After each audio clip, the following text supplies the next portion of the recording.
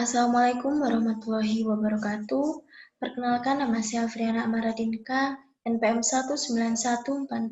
19144100043 dari Prodi Pendidikan Matematika kelas 4A2. Di sini saya akan menjelaskan dan mempraktekkan menggunakan aplikasi Maple 18. Untuk yang pertama kita buka aplikasi Maple yang telah kita install. Kemudian untuk praktek yang pertama, saya akan menjelaskan mengenai bagian-bagian dari Maple 18. Di sini ada 4 bagian utama dari Maple 18 sendiri. Yang pertama itu menubar. Menubar itu terdiri dari file, edit, hingga help. Kemudian untuk yang kedua yaitu toolbar, itu menu di bawah menu bar seperti create a new file, open a file. Kemudian yang ketiga itu palet. Palet itu di sebelah sisi kiri seperti favorit, favorite. Nah, ini sampai bawah. Kemudian untuk yang terakhir itu worksheet atau lembar kerja. Nah, ini lembar kerja itu yang besar yang sebelah kanan. Jika kita ingin mengerjakan satu soal di Maple, kita klik new dokumen. Untuk praktek kedua ini disediakan bentuk pecahan, kita disuruh menentukan bentuk desimalnya. Seperti contohnya, tentukan nilai dari 20 pangkat 30 akar 3 per 3 pangkat 20. Untuk caranya, kita tuliskan saja 2 pangkat 30 per 2 pangkat 30 akar 3 per 3 pangkat 20. Hasilnya seperti ini. Kalau kita ingin melihat hasilnya, kita tuliskan saja eval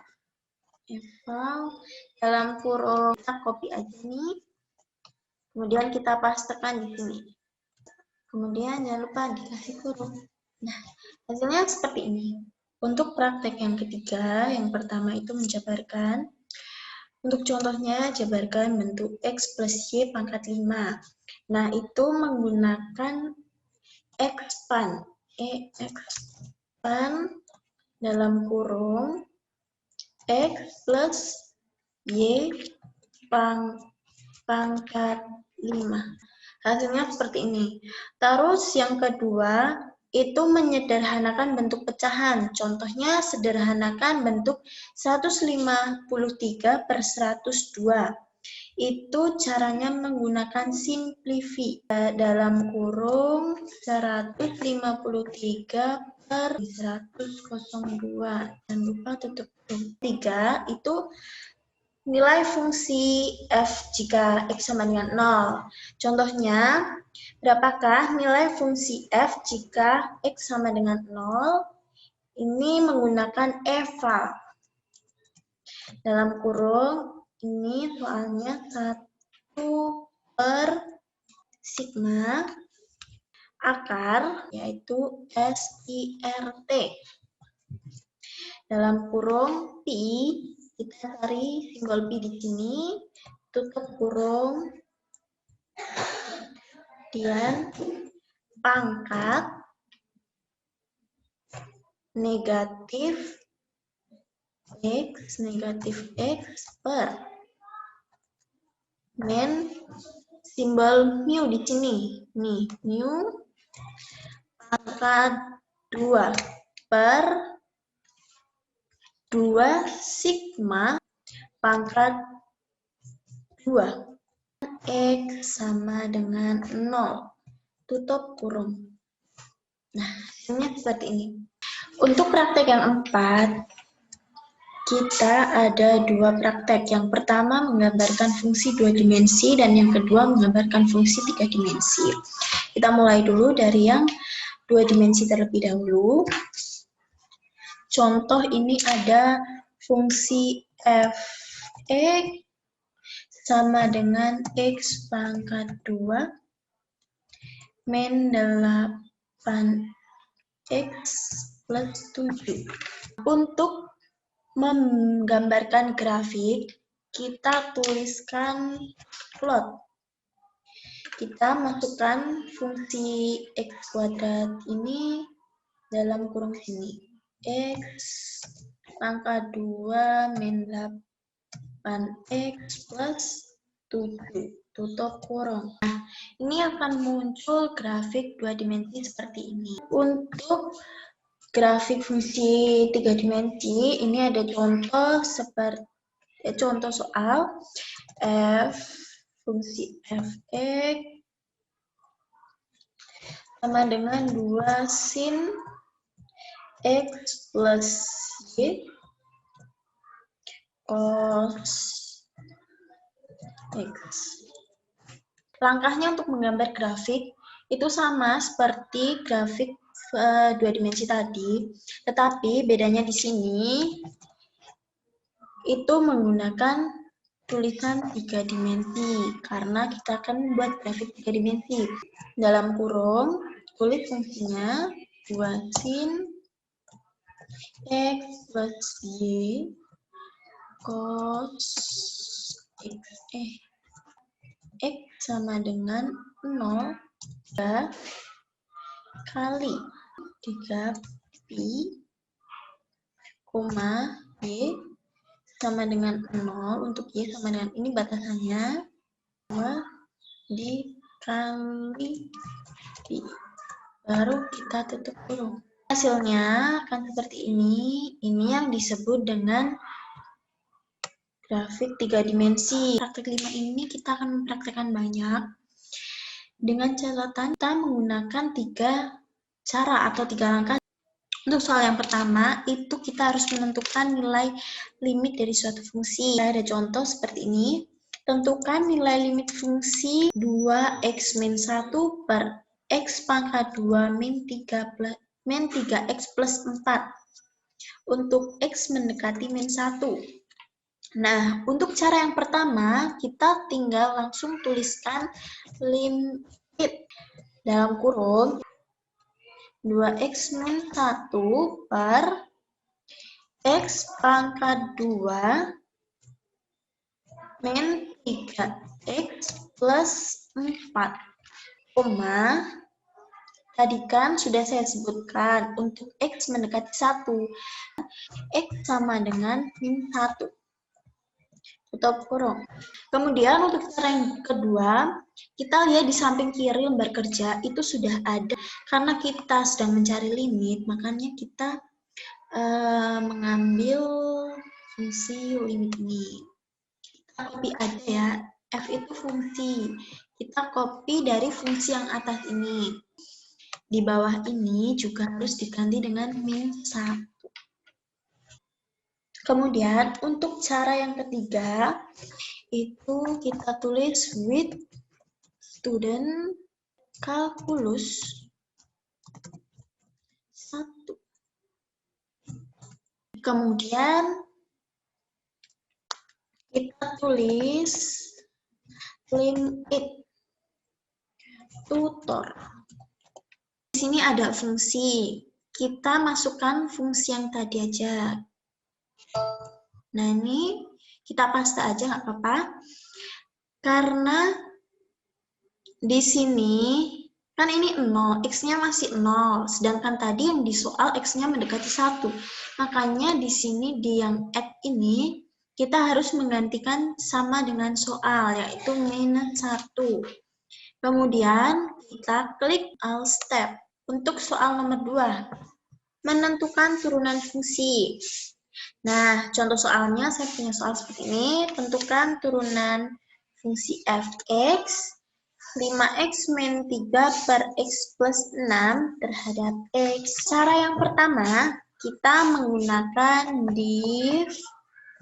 Kemudian tuliskan fungsinya 5x min 3 per x plus 6. X, tutup kurung. Nah, hasilnya ketemu seperti ini. Kemudian untuk cara yang kedua, bisa d per dx. Nah, untuk f itu nilai fungsinya, kita kopikan saja dari yang sudah kita tulis tadi, yang 5x min 3. tapi kemudian kita pindahkan. Jangan lupa gunakan kurung. Kemudian untuk cara ketiga kita menggunakan student 41 if tutor.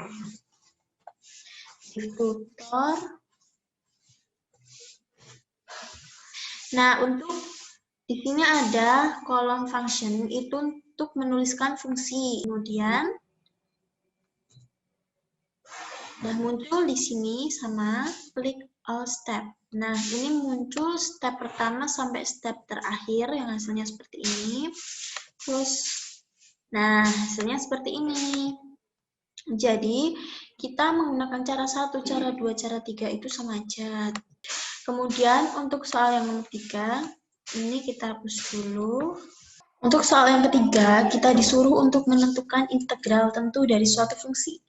Nah, di sini saya punya soal, tentukan integral dari dx per x kuadrat dengan batas bawah min 1 dan batas atasnya 1. Nah, untuk cara pertama, kita bisa menuliskan in dalam kurung 1 per x pangkat 2, tuliskan dari batas bawah min 1 hingga titik 2. Kita tuliskan titik 2 itu hingga 1. Baru kita tutup kurung. Tak terhingga. Kemudian, untuk cara kedua, di sebelah kiri lembar kerja, kita pilih yang ini. Nah, untuk kita isi dulu, untuk batas atasnya kita ganti 1, untuk batas bawahnya kita ganti minus 1. Kemudian untuk fungsinya itu kita ganti 1 per x pangkat 2. Untuk yang praktek ke-6 itu menentukan integral pendekatan Riemann. Nah, untuk contoh soalnya seperti ini. Tentukan integral dengan jumlah Riemann menggunakan 20 partition atau subinterval. Metode yang digunakan adalah metode titik kiri atau left dan metode titik kanan atau right. Nah, yang pertama kita akan menggunakan metode kiri atau left. Cara yang pertama itu kita tuliskan with student calculus 1 titik koma. Nah, kemudian untuk mengetahui hasil integral kita tuliskan Riemann sum cos dalam kurung x x sama dengan 0 titik 2, kemudian koma partition sama dengan 20 karena tadi kita menggunakan 20 partisi. Kemudian untuk metode ini sama dengan left karena kita tadi menggunakan yang titik kiri. Kemudian untuk output sama dengan value. Kemudian untuk mencari hasilnya kita tuliskan eval persen seperti ini. Kemudian untuk menggambarkan grafiknya kita kopas aja. Untuk outputnya kita bukan menggunakan value tapi kita menggunakan float. Ini grafik dari titik kiri. Kita sama menggunakan menuliskan with student calculus 1. Kemudian untuk cara yang kedua itu Riemann sum cos x sama x sama dengan 0,2. Kita menggunakan pi. Kemudian partisinya tadi 20. Kemudian untuk metode itu right, karena kita menggunakan titik kanan ya. Kemudian untuk output untuk titik 2. Mohon maaf, ini kebalik. Nah, kemudian untuk mencari hasilnya, kita bisa tuliskan eval dalam kurung persen. Nah, seperti ini. Kemudian untuk menggambar grafiknya, kita bisa kopas dari remen sum ini.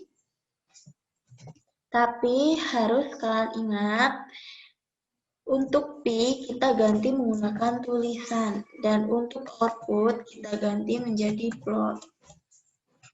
Nah, seperti ini untuk yang dari sisi sebelah kanan. Untuk praktek 7 itu menentukan volume benda putar. Contohnya seperti ini. Diketahui daerah yang dibatasi kurva untuk X sama dengan 0 sampai dengan 2 dengan sumbu X. Kemudian, gambarlah benda pejal yang mengelilingi kurva tersebut dan tentukan volumenya. Nah, untuk cara pertama, kita tuliskan F.2 sama dengan X pangkat 2 plus 4. Muncul hasilnya seperti ini. Kemudian untuk cara kedua,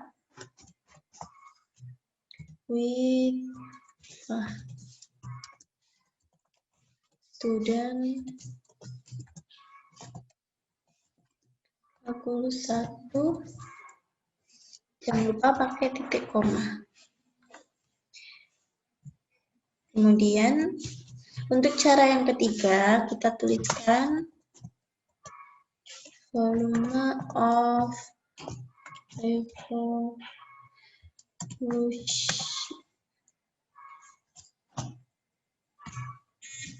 F X, X sama dengan 0,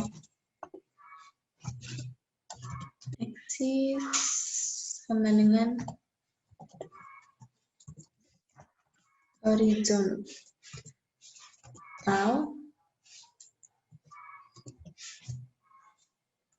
Untuk output sama dengan plot. Jangan lupa pakai titik koma. Nah, ini fungsinya untuk menggambar grafik. Kemudian untuk cara yang keempat, kita menggunakan vol sama titik 2 sama dengan in. Kita pakai simbol P yang ada di sebelah kiri kali F X kuadrat. Untuk X sama dengan 0 sampai dengan 2. Kemudian kita cara yang kelima sama seperti cara yang ketiga.